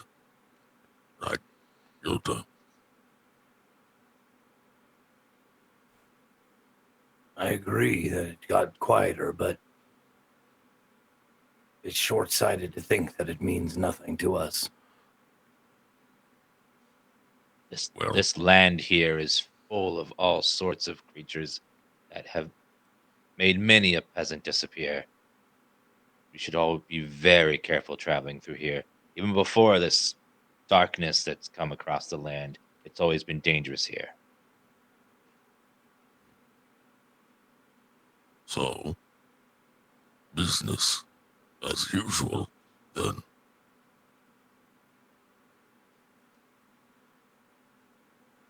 I nod towards Bert. Can I see the top of the building that we've been walking towards, Adam? Is it within distance? Eye shot, I guess. You could, I mean, make a nature check or a survival check. Either one. I think maybe survival. Make a survival check. God, you have rolled so many ones today. I have. Yeah. You're hurting your stats, boy. I know my overall Double ones on that one. Listen, we're gonna have to trade you to another show. So, Matt Mercer, if you got anybody you want to trade for JP, listen, we gotta get rid of them. Give me a good deal. Would mention your stats and how you're on a real downturn right now. Yeah. So, you have no idea how far away it is. Somewhere through the jungle. I think I'm just honest then, and turn to the rest of the group after trying to figure out my way, and turn and say, "When I guess I was exhausted. I seem to have lost my way. Do either of you know which path the temple was?"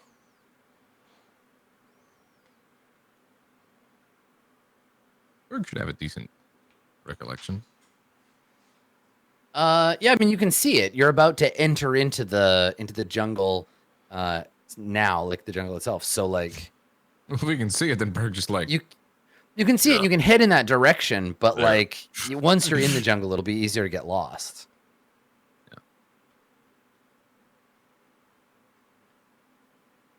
Yeah. Then Berg motions like that way. Yeah.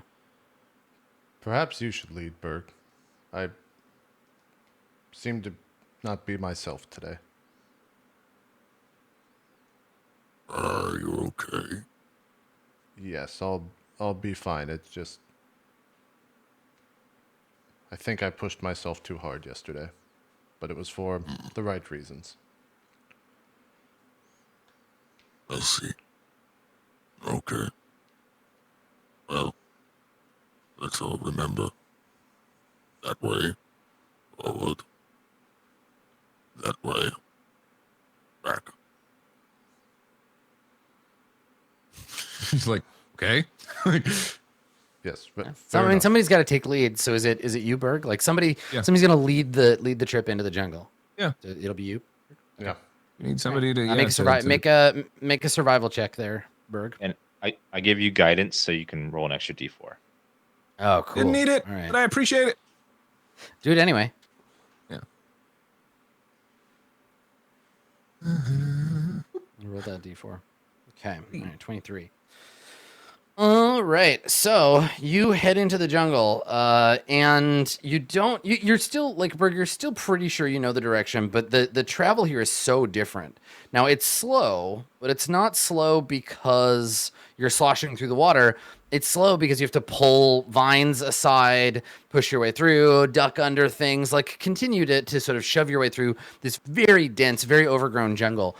And in places, we see structures. Right now, this close and in the space between the Temple of the Moon and the Temple of the Sun, and Ramus, you would know this, you would remember this. There was a road that led from the Temple of the Moon to a sacred site holy to the sun that was in the valley, right? So you could walk back and forth between the two. It was kind of like a sacred walk where you would see statuary and reflect upon the passage between those two arcana, right? What it means to move from the light of the sun and the mystery of the moon. And so you find bits and pieces of this ancient, ruined, kind of winding road.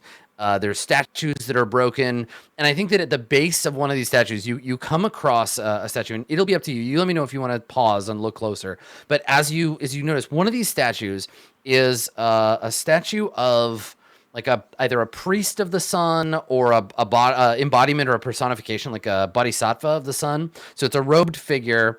They would normally have been portrayed with a big sort of spiked halo behind their head, and they have their hands out, kind of like looking up. But their head has been broken. The statue's head has been broken off, and in its place, a pile of 3 human skulls have been placed and impaled on top of this statue. So the statue is covered in vines and filth, like wrapped up by the jungle, and then a pile of 3 human skulls has been like impaled where the statue's head would be, and then its hands are out. The hands are stained with ancient, like long washed away blood, so the blood is only like caked in the sort of crevices of the fingers and the hands. But it's clear that this statue has been defaced as you walk by it. Is this a ancient statue that should be a little worn down, or is it like jungle has like grown abnormally? No, like make a history check, Remus. Yeah, you've seen this statue before. You remember the like calm face, like looking up at the sun. The like you physically like walked by this statue as a child before, and the last time you saw it, it was in fine shape. It's just been reclaimed by nature and defaced by some dark force. We should be very careful. This isn't natural. Someone's defaced this statue. Someone is in these woods, probably killing people at random. That's why there's no monks at the place behind us. Someone has killed them all. They're defiling religious places. This skull on here is sacrilegious at its core. So much for trying to find civilization here.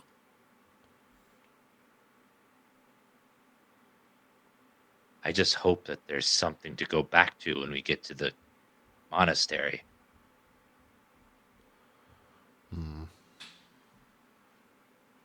Adam, does this look like something I could just smash in like a sword strike or two? This is the inverse of the tree chopping problem. Yeah. If Berg hit it with his hammer, the thing would just like smash. But the sword's not going to do too much to it. Gotcha. What about a flail? Because I do have a flail. I just never used it. Yeah. You could whip out a flail and give this thing a smash. It'd break up. Yeah.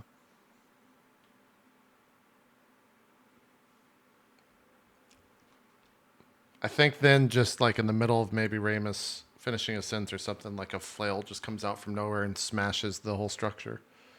Might take a couple of strikes, yeah. Okay. Do you want me to roll for this? You smash it. You hit it center mass and it breaks. It like at the hip, kind of like shatters, falls over backwards. The skulls topple, cracked and broken to the ground. A centipede crawls out of the eye socket of one of the broken skulls and like skitters away into the underbrush. Nice. Imagery. Thank you. Feel better? It was already defaced. Now they know that someone else is here. Maybe they'll think otherwise before doing whatever they're doing.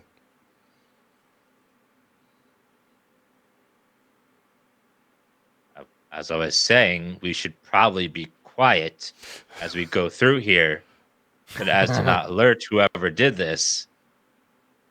But apparently you had other ideas. I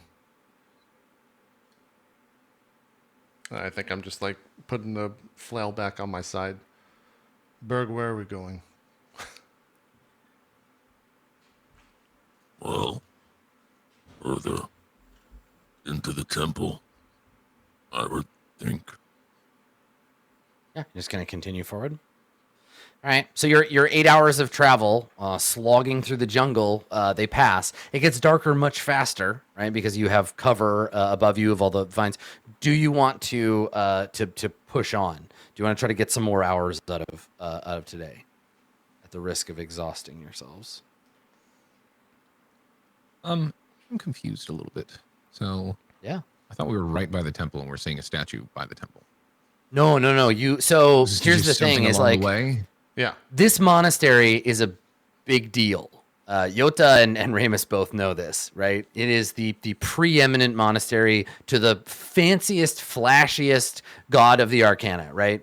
Like the sun loves its ostentatious horse shit. Flashiest. And this is a big fancy temple, and so it's not just the temple, but what you're in now. If we got like a pan out shot, we would see the jungle, and you've kind of entered a part where it's not raw jungle anymore. It's only like about however long regrowth of the jungle, so it's all fresh and new.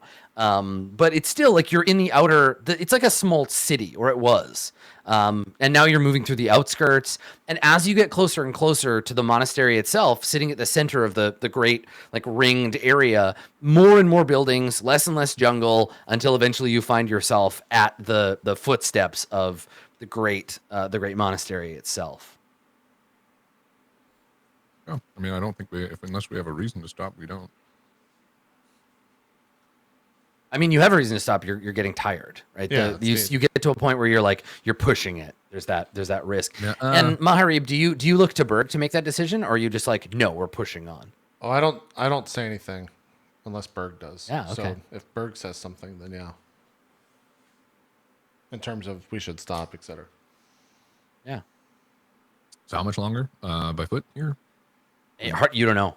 You're deep in the jungle. Okay. Berg then stops for a second, looks around, tries to like look forward as best he can to see as far as he can. He doesn't see any sign of like the actual temple for a very long while. And he kind of like looks back and surveys everybody. Does everybody look pretty tired? I'm on my knees, like panting, like No. Yeah. He needs his inhaler. breathing a little bit. Yeah. You don't really notice a difference in Maharib's stance, etc. I'm Yota? sweating and You look like a bitch. Were you cool? Just kidding. no, I look like a normal person would look after trekking as long as I Through the jungle for 8 hours? Yeah, Yeah. exactly. Everyone looks a little tired and like shit. What's the time of day right now? Is it dark? Getting It's dark. It's getting dark. Yep. All right. We should rest. Makes no sense to get there and be tired, have to fight. We're in okay shape now. Try to keep it that way. So you're gonna rest? Yeah, I throw my bag. So same over. as before. Same as before, Berg, the getting's pretty good now. Like out in the swamp, you couldn't get like food. Like you were getting like mudfish and like frogs and stuff. But in the jungle, you walk out for an hour, you walk back, and you're just like picking fruit and like grabbing up. You can hunt for animals like relatively easily. So everybody gets a much more flavorful, much less swampy meal tonight of things that Berg has collected. The fire is still shit because the ground is damp and the wood is all green, but you can eat this stuff. Like there's enough like fruit and roots and stuff, nuts, that you can eat pretty well. Anyway, so you all eat time seasoned rabbit meat. Yeah, right. On tonight's menu, a cave-aged Gruyere. So he found it in a cave. Somebody left a Gruyere in there. So you all rest, and the night passes. There's no sound. There's no cracking of trees. There's no shaking or rustling. That doesn't happen. The next morning you awaken, and is Berg still in the lead? Yeah, Unless Maharib. I don't challenge it. Okay, all right, Berg, make that survival check for me. And you have guidance again. Excellent. Yeah, your morning prayers. Add that Four. D4. Roll that D4. Hey, 11. Okay, all right. So you push on. I think at some point during the day, Berg, you start to get kind of turned around. Maybe the group of you have to go down. There's a collapsed section where like a cave underneath has flooded out, and there's like a sinkhole. So you have to climb down the side of one sinkhole and climb back up the other side. And on the other side, you find some interesting graffiti. There's a wall. There's the edge of a wall that's long collapsed with vines over it. But there's a section of the wall where someone has written in a language Ramus, you I think can understand. It's a variation of common that's close enough for you to get. It has the characters for the same word written 3 times. This area of the Court of Swords, the Midlands, they use the Dwarvish alphabet for writing because they don't have their own, like they didn't adopt Heaven's celestial alphabet. So in the Dwarvish language, though it doesn't make sense if you read Dwarven, you just have to recognize it as a local dialect. It is the like peasant dialect word for revenge. It's written 3 times in what you hope is red paint. Just says revenge, revenge, revenge. Ooh. And does this look like it's really old, or if it's like ancient, like more than decades old, or like more recent than that? Make an investigation check. A 6. No, it's hard to tell. It's like partly washed off. It was painted on quite thick, but it's partly washed off. I will tell you this though: if you stop to investigate at all, I'll give you some more detail. So at the bottom of the wall, there is a dead body. And this body looks fresh. They are wearing, fresh. They're rotten because they've been sitting on the jungle for a couple of days, but their skin is bloated and cracked and like they're coming apart. They're definitely a corpse. They look like a soldier. They're wearing the black uniform of the like infantry of the Court of Swords. They have their hands bound behind their back by like a wire, like metal wire, and it's like biting into their now swollen wrist flesh. They have a kind of primitive looking arrow sticking out of one eye socket, and they're like tipped forward, lying next to the wall. And there are scattered around, there are tiny, what at first glance look like turkey prints in the mud. They have like 3 kind of pronged toes and then 1 back toe, like a back claw, and there's tons of them. Like they're just like all over in the mud. And that's what you see. These tracks, does anyone recognize them? If they're kobold tracks, I should. Yeah, I think that's yeah. I mean, the fact that you could make that connection, yeah, they're kobold footprints. I mean, I've fought kobolds like the Dickens here. Yeah, you remember them. Yeah. Yeah. Quick, look around. They like to ambush. right, they're trappers and stuff, right? Yeah. Make that perception check. Is anybody else gonna look? Yeah, the second he says that, I'm making a perception check. Okay, so the two of you look. You get a 14. It doesn't look like the area itself is trapped, but the body is. So the wire on its hands is tied to a rope that goes up, and when you look up, you see a bunch of rocks in a net. So if someone were to try to retrieve the body, the rocks would just all fall and kill you. Tricky little devils. What if we set this off and see if anyone comes running? They are very stupid. They're annoying and stupid, but they sometimes can catch you off guard, as there's lots of. Is that a yes? Or are you just insulting them? A little of both. This is a fresh corpse. They're somewhere around here. They love to ambush people and take their things. Fair enough. Hide. I'll set this off. You can spring from the bushes when they come near. I'll be the bait. Okay. All right. So what do you do to set it off? Can I make it? I know you described it to Ramus. Can I make an intelligence check for the best way to set it off without being hurt? Or would I just know from the way you described it? I mean, you just have to guess based on what I described. Okay. But there's some kind of like counterweight or pin or something that's holding it up, right? Because this guy weighs less than the rocks, but trying to pick the body up would pull the pin, essentially, yank the body out of your hands, and then the rocks would fall on your head. If I'm on the other side and just pull the body, am I out of the rock's way? No, touching the body, like pulling the body, will like get you crushed. Okay, but you can cut the rope, and the rocks will just fall on the body. Okay, I'll just do that then. From a 7-foot distance because the weapon's very large.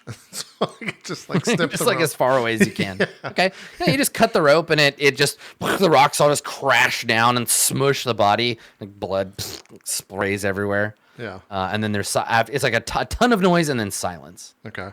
Yeah, I just dig the front of the blade of Bahath into the ground and just stand there and wait for a couple of minutes to see if anyone comes running. Is everybody hiding while that happens? Yeah, we're like hiding and waiting for them. Hide out. Okay, everybody make a stealth check. Nice. So stealthy. Nice. I would have had Pretty much disadvantage invisible. on that, so this works out. Okay, yeah, you're all really stealthy. So 17, 21, 21. And then Maharib, what's your stealth? Oh, I'm just standing there waiting. I'm the bait. You're just standing out in the open? Yeah. I have disadvantage. Okay. Like, I have disadvantage. There's no point. Yeah, so you just stand and everybody else hides. Okay. I have a 0 I was with Waiting, disadvantage. I was waiting for you to roll, and you're like, no, I'm not rolling. Yeah. Everyone else is hiding. Yeah. Okay. All right. So you look up and you hear after a little while, you hear a rustling sound. And I'm such an asshole for how I'm going to do this. You hear a rustling sound in the bushes. You look ahead of you. You can see something approaching through the bushes.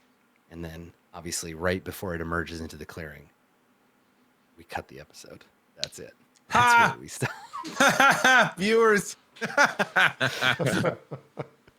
Okay. Great. Now, will I get... Well, we'll deal with it at the live show. We'll have conversations. We'll have a conversation before we jump talk into about it. All right. Yeah. That does it. We're done. 99 episodes down. That's it.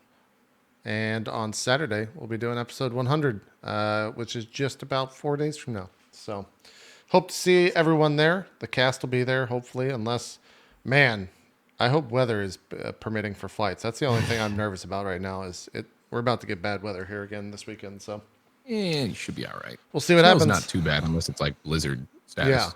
Yeah, it was last weekend. So, I mean, I guess you live here, so you kind of know, or live near, not here. There's a difference between blizzard and bad blizzard. That's true. That's true. Yeah, one makes video games, the other is just mostly what we get here in St. Louis. So. Yeah. do some shout outs. You laugh at his little dad jokes? Yeah. What the fuck? All Dude, day. All day. I don't know if you know what that laugh was, but that was oh god, I can't believe I had to listen to that laugh. That wasn't a for real laugh. That was a for real. Everyone knows the Adam Coble for real laugh. Max, do some shout outs. Hi. What's it called? I'm Max Gonzalez, otherwise known as GassyMexican. This was our final show before the live show. I am so excited for that live show. So if any of you guys are getting upset at me laughing at you guys for having to wait, you don't have to wait very long, and it's going to be super cool. You're going to get a lot of the show. So I'm really excited. But yeah, I am GassyMexican. I do variety gaming stuff here on Twitch and on YouTube and stuff like that. You can follow the Twitter to know what I'm up to. I'm going to be streaming something tonight. I'd be lying if I said I knew what I was going to play. Probably some sort of single player if I can't think of anything. Probably some Red Dead Redemption 2. Check that out if you want to. Thanks to, of course, the rest of the cast and Adam. I'm just saying that now. I don't like going through you guys' names individually for doing their thing. The cast. And yeah, it's always fun. And I cannot wait to see the studio and show you guys the studio as well and all the cool stuff that we're going to do there. So thanks for watching. We'll see you guys the live show. It permitted we don't, blizzards and all that. Whatever. Yeah, we'll see what happens. It should be fine. Max, you should play the Resident Evil 2 demo, by the way. That's what I'm thinking of doing. It's only 30 minutes, but you can do it as much as you want. Is that what I think so. I don't know too much detail. It's I know 30 it's minutes only 30 to complete minutes. the demo. Yeah. From what I've seen, but it seems like you can just keep restarting. I don't know. I think I might try that and then see where I go. Yeah, I would check it out. Mr. DansGaming, some shout outs. Hi, I'm DansGaming, / DansGaming on Twitch. Currently finishing up the Kingdom Hearts saga playthrough on Dream Drop Distance. I'll be doing more of that tomorrow morning. Trying to beat it before I leave for the live show on Friday, so me and JP can geek out about it while we're in person. But another fun show. I can't wait to roll actual dice on Saturday for a Saturday show. It's gonna be a lot of fun. I got a fresh pair of dice that I'm gonna break in for the show, and I can't be more excited for it this weekend. I actually ordered dice as well, so I think we're all coming with our own dice for the live show. So we'll see how that goes. Zeke, some shout outs, sir. Yo, thank you everybody for watching. As always, I appreciate it. My name is Ezekiel III. You can find me at or / Ezekiel_III on Twitch, Twitter, and YouTube.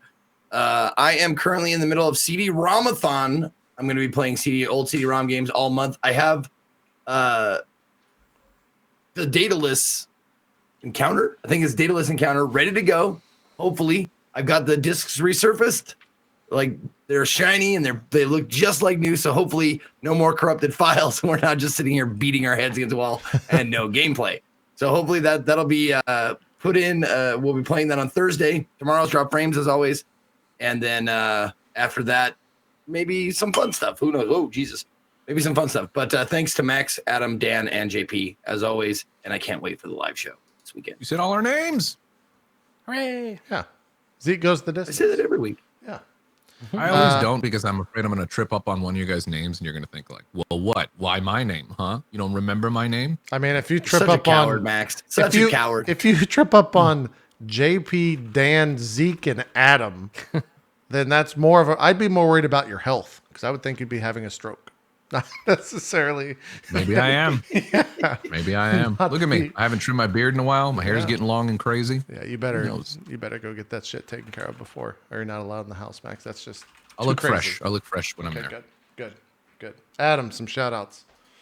Yes, definitely. So as usual, thank you everybody for coming.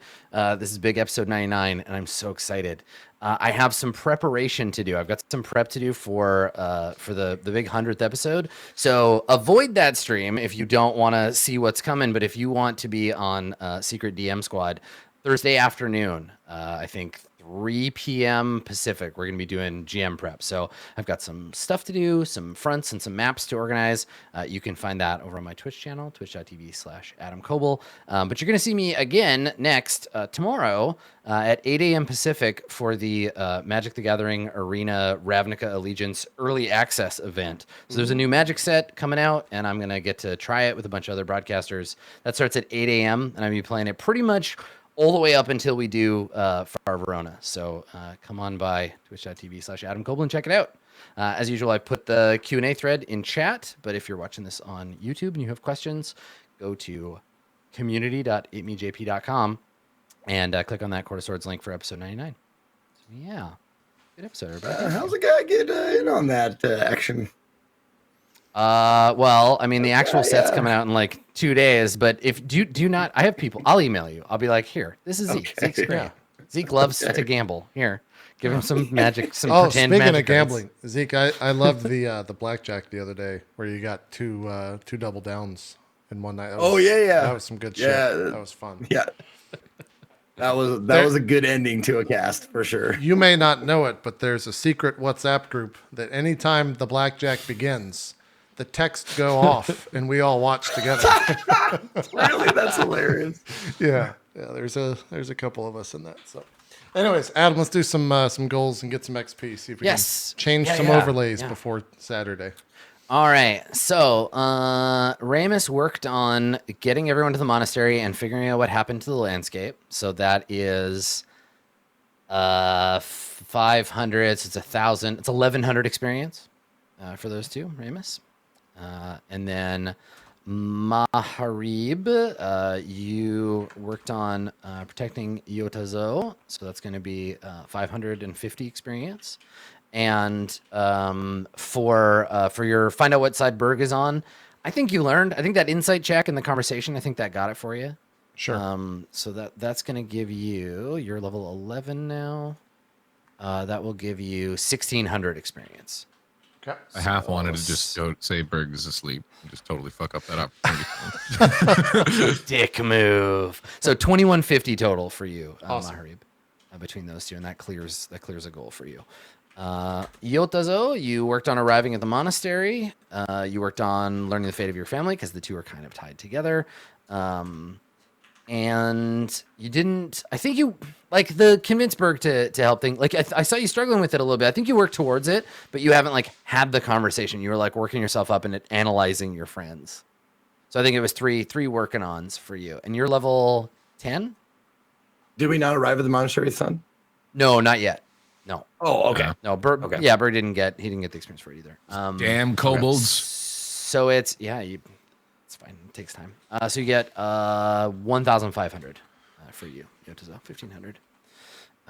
And then for Berg, you get 1,000. You worked on helping find a cure for Ramus's ailment and getting your friends to the monastery. Darn tootin'. Cool. Anyone hit level 11 out of the two of you? Zeke or Berg? No, I'm 9,000 away, basically. 76,110. What are you at, Zeke? XP wise? I'm a little less than 4,000 away. Okay. Are we doing 4 hours in and then XP, Adam? Or are we going to do it? Yeah, I think that makes sense. I think we check XP every 4 hours. So yeah, if we do it depends. Like if we're going to do the 8 hours, then we'll do it at the 4-point mark. But whenever we take our big break, then we'll make it happen. Just wait until I complete that third goal of helping find a cure for Ramus's ailment. And I jump straight to 12. Not going to happen. It's going to be a lot of experience. I hope it's 12. It'll be that much. Watch out when you get what you want, because then you get turned into a dragon egg. That's true. That is true. All right. That's it. We're going to call it a show. That's it. 99 episodes down. One more to go till 100. And that actually, no more to go. 100 is Saturday. No more to go. Yeah, no more to go. No more wait. I mean, a little bit more wait. A little bit more. Like 72 hours waited, and like 96 hours, really, if you want to get down to it. On Saturday at 1 o'clock Eastern. I hope to see you guys there. That's it. We're going to go record that post show. I think there will also be a stream. We usually do a super secret stream Friday nights to kind of test everything. We'll probably do that again. And most likely that stream will just be the 5 of us kind of talking about Court of Swords and the past 99 episodes and everything that's happened. So 99. Yeah, we don't know when that's going to happen because we're going out to dinner and we'll come back and probably be somewhat inebriated for that. Let's get drunk. Yeah. Woo! So just look for a stream Friday night. We'll probably all tweet it out and stuff like that. And it'll also be a test stream. We'll also just kind of us talking about the past episodes, like I just said. So I'm going to get out of here because I'm just repeating myself at this point. We're going to record that Patreon show. We'll see you next time. Bye-bye. Hey, everybody.